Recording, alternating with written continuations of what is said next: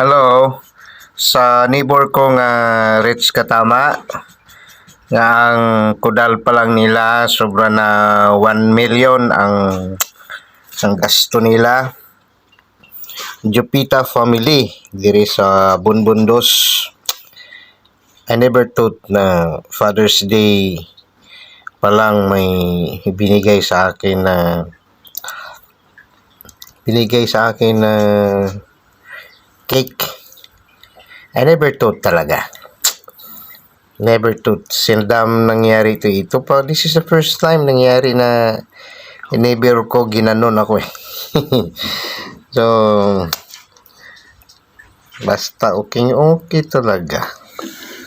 Different ka sa the rest of my neighbors. Kaya pala biniblessed kayo. Remember, ano pa lang nila gate fence pa lang ng kanilang bahay, more than million na ang ano nila, ang kanilang nagastos. So it means blessed talaga itong mga tao to. Kaya pang binibless dahil sa may magandang puso talaga. Pag may salo-salo sa kanila, merong kumbira sa kanila, iniimbita talaga kami na papuntahin doon. Ayaw ko naman, hindi naman ako mahilig pumunta eh. So, binigyan kami ng ulam. Pag hindi kami pupunta sa kanila, hindi binigyan kami ng ulam. Iba talaga ang nila, ugali nila eh. Compare sa iba. So, thank you so much. I-bless pa rin kayo ng tudo ng Panginoon dahil sa mga magandang ugali niya.